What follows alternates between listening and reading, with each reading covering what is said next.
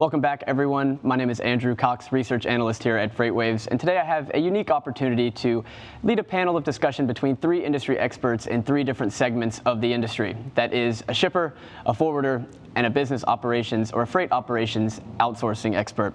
So I have Michael Campisi, SVP of EFW, Estes Forwarding Worldwide. I have Eric Goldobsky, Senior Director of Operations at Horizon Fitness, a brand of Johnson Health Tech. And I also have Donna Kintop, SVP of Client Experience North America from DDC FPO. How are we, everyone? Morning, Eric. Excellent. Thank you. Great. Good to be here. So a lot is being made right now of the rise in e-commerce, the rise of buy online, pick up in store, the low inventory levels right now. And I think I'd like to start with those inventory levels. So we at FreightWaves and many other in the industries have kind of been touting this low inventory to sales ratio as evidence that the freight bull market can continue, that there's still good times ahead because we're going to need those stocks replenished. Are we correct in that thought? I think eventually we'll probably see inventories get back to normal levels. But I think I'll speak directly to my industry. It's going to change which portion of an industry potentially will be, the demand will be greatest on. For example, we have a commercial division of our business, a large fitness company that sells both to commercial and retail. And I'm on the retail side, and we had about an 8 to 10 year bull market basically for commercial, and retail lagged far behind. With the onset of the pandemic and COVID, those inventories had to switch almost overnight. And everything was delayed. We produce most of our items, and frankly, our entire industry produces most of our items out of China. So we had a lag of the ability to build those products and get them to us. And we're still trying to catch up on that demand. So I think eventually, as things settle out, as we sort of get back to, I guess, what you would call the new normal, things are starting to open up. But shifting demand is going to really change industries significantly as far as where they're going to put those resources moving forward.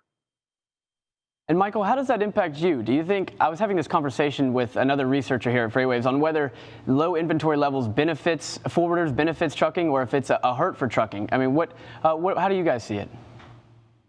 Well, you know, on the forwarding side, we have a lot of what we do is on the expedited side. So I think as inventory levels are low, our customers are trying to push those inventories forward as fast as they can. So you know, there is a bit of a benefit, I think, to those of us that are in the expedited side of the business. You know, it also forces us to consider, you know, we have some warehousing expertise as well. So allowing us to offer our customers the ability to place their inventory forward. And it impacts us because we have to start considering this change for our shippers. We have to adapt to it for sure. Well, let's bring in Donna here. She is, of course, from the DDC group, specifically DDC FPO, which is the freight process outsourcing. And DDC FPO is focused on supporting back office operations for both motor carriers and intermediaries. Donna, how does the changes that Eric mentioned earlier impact how you've adapted operations and how you're offering things to transportation providers? From a business processing outsourcing side, it's crucial to us to be able to be adaptable to our carrier 3PL partners to make sure that as they modify their business model and have to adapt to the shipper's requirements, we can provide the support that they need. That's a good point. There's been a lot of disruptions. There's been, I mean, from all sizes, companies big to small have dealt with disruptions, as we've talked about, either at the ports or in China where most things are manufactured. You know, big decisions are having to be made at, especially I point to the CPG and the food providers, because we think they weren't able to keep up with that surging demand in March. And because of that, many people are rethinking their inventory levels and how they can maybe transition to a more redundant, possibly just-in-case type of system rather than a just-in-time system. But Johnson Health Tech and Horizon Fitness, you guys serve a much different market. It's not a CPG or a food market. You guys are, of course, providing exercise equipment. How has Johnson Health Tech and Horizon Fitness adjusting their supply chains with regard to just-in-time versus just-in-case? We're an industry that took a huge change. Again, we had to shift basically our entire model from a commercial business to a home business overnight. What we're doing at this point is we're trying to pull forward as much production as we possibly can and get that into the U.S. as quickly as we possibly can. We're actually in the process of opening additional warehouses to allow us to have the flexibility to have those products available to the consumer. And we're actually increasing our inventory as we can. We're having issues keeping up with demand at this point in time, but the plan is longer term to carry a little bit larger amount of stock for situations just like this. Again, it's kind of that adapting to the new normal. And we feel situations like this are going to increase people staying at home and in some cases forced to stay at home. In our industry, people still like to exercise, and that has really changed things. And we're getting some data that's telling us 25% of the people that have a gym membership may never go back to a gym. So we're taking that data and rolling that into our forecasts moving forward and making sure that we're planning significantly up over what we were looking at previously. Well, I can agree with that. Anecdotally, I haven't been to the gym in months. I don't know whether it's because I'm afraid to get sick or because I'm lazy. But either way, I definitely see the transition to in-home. You've seen the rise that Peloton's been on. Just look at their stock over the last few months. It's been ridiculous. Everybody's working out in their homes. Michael, you spent 20 plus years at Estes Express Lines, so I think you can speak to this a little bit. You're now, of course, at Estes Forwarding. But how do these changes affect both Estes Express Lines and Estes Forwarding? People kept keeping more inventory on hand at warehousing, needing more warehousing space. Yeah, it forces us on the non-asset side. So I'm with EFW now. We're on the non-asset side. We have a few assets. We do have some warehouses. It forces us to kind of rationalize our asset network and look at where we have those warehouses. Do we have the capacity? We're getting a lot of pressure from our customers to be able to provide more warehousing capacity, and then also they want to get closer to their customers. So how do we adapt our model to be to increase velocity, also be able to be a little more nimble? And we've been looking at a number of strategic ways to do that. So definitely challenging us. And then on the asset-based side, on the LTL side, I think similar challenge, just maybe changes some of the freight flow and the patterns for traditional LTL asset-based companies because they find themselves in the final mile business, and as customers are pushing those inventories closer to their customers and maybe changing the position of where they're putting their inventories, it's changing the balance of freight. So they're having to be a little more adaptable and operate in a little more real time. Michael, I'm glad you brought that up. We'll definitely get into LTL discussions here in a little bit. The lines between LTL and last mile do seemingly continue to become less and less there. They become more and more blurred. Donna, I want to ask you, as we've talked over and over again, every company has dealt with disruptions through COVID-19 of all sizes across the entire global supply chain. But how can workforce planning help protect business continuity in disruptive times like these? From an operational partnership perspective, workforce planning is super key. We work with each of our individual partners and have recommended to the industry that we look outwards throughout the fourth quarter, beginning of the first quarter, to look at how you're going to expand and contract your workforce. Some of the U.S. requirements and regulations at this point in time will have you handcuffed to certain staffing levels and times of engagement. In utilizing operational partners, we have the ability to expand and contract as needed.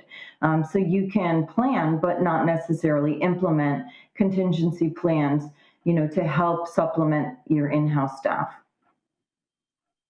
Donna, you mentioned a little about consumer behavior there. I want to pass this to Eric. I want to talk a little bit about consumer behavior. We know that e-commerce has been accelerated. How much, whether it's 3 years or 5 years or 10 years, we won't know until the dust settles and we have a vaccine and people can return back to some sort of normalcy of life. I want to ask you, what are you guys expecting? You've said you've made this big transition from commercial to in-home. What are you guys expecting once there is a vaccine and people can go back to their gyms? I know you said 25% may never go back to their gyms, but what are you guys preparing for? You know, we're really preparing for a world that's going to be, frankly, much more online based. Our competitors, such as Peloton and things that we are doing, are really driving technology into our products that is allowing you to basically bring that gym experience home. So we see a situation where this pandemic has really changed the thoughts of a lot of people about, one, purchasing products online, but also just the online experience in general. And so we don't see this trend for our business ending anytime soon. You did mention the 25%. We've seen a 600% increase this year in our business online. And we don't expect that, we don't expect 600 next year, but we certainly don't expect it to go backwards either. So I think what we're seeing is everyone in the industry adapting to a new world that we're living in. And I really don't think it's probably going to ever kind of go back to the, everyone going to the gym. Everyone's trying to bring that experience home. And whether it's through the e-commerce, through our experience of a community online, those are going to be trends that are going to continue far into the future. All right, Michael, there was the key word, right? Everyone needs to adapt. Let's talk about that traditional LTL model for a second. You foreshadowed it a moment ago. Looking ahead to 2021, will the traditional approach to LTL come under fire? Well, it won't come under fire. I think, the LTL is still primarily a B2B service, right? I think when you think of an LTL carrier, you think of bumping dock to dock on the pickup and delivery side. You think manufacturing, distribution. What's changed is LTL carriers have really had to adapt their services. So many things are in play now when you're delivering to the home that aren't in play when you're in a B2B environment. Your technology has to evolve. That driver customer interaction has to evolve. You have to expect that somebody's going to be there shooting you with their phone and potentially putting you online in terms of how that experience went. That customer experience for the consumer is often a very personal thing. If you think about Eric's product, I'm pretty excited if I'm waiting for this for my new piece of exercise equipment to roll into my house. I want that to go really well. I'm anticipating it. It's kind of a big purchase for me. So there's emotion involved. And if it doesn't go well, we're probably going to hear about it online.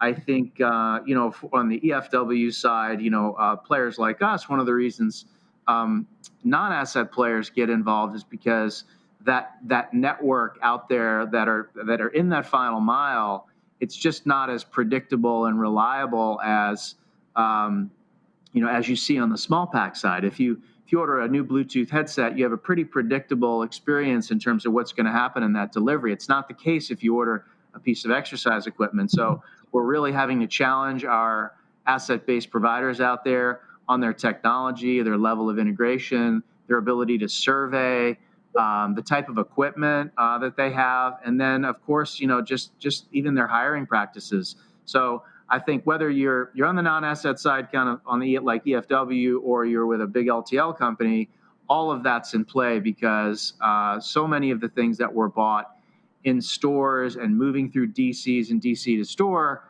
where we didn't control that final delivery, now we're in it, and whether we like it or not, we have to evolve. So we're seeing a lot of that happen in our industry. Donna, how have those expanded services that LTLs are now offering to their customers, how has that changed what they're requesting from you at DDC FPO over the past few months? I think one of the most notable changes we've seen is the quality of the data that's required.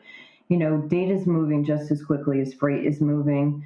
The quality of that data is critical to accurate deliveries, improving client experiences and those consumer experiences.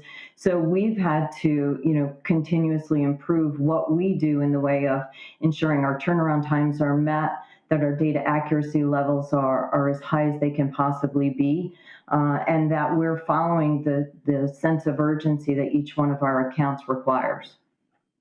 Andrew, if I can add something to what Donna just mentioned, I've lived in the data world for the last several years, and whether we like it or not, in transportation, we've been required to become information service providers as much as we are transportation service providers. We're all challenged with that, and whether it's an invoice having the magic number that it takes to get paid, or the right pickup tender number to make sure that you reconcile your data. If you're using, I don't care if you're an asset-based carrier or a non-asset-based forwarder like we are, data is so critical. Our systems, carrier systems and transportation service provider systems are complex. They're challenging. The degree to which workforce providers like Donna can augment what we do, can kind of overlay our technology to enhance it, and if they're there for us to be able to flex from a workforce perspective, they have to be able to meet the same data demand. So, and one of the challenging things about that is we're dealing with more and more automation. So, for example, on the freight payment side, there's so many companies that are putting so much automation in on the freight payment side, which is great. It's very highly efficient, and there's a lot of automation getting dropped into transportation. A lot of it's designed to kind of manage the happy path of a shipment, or the happy path of that shipment life cycle from order to cash.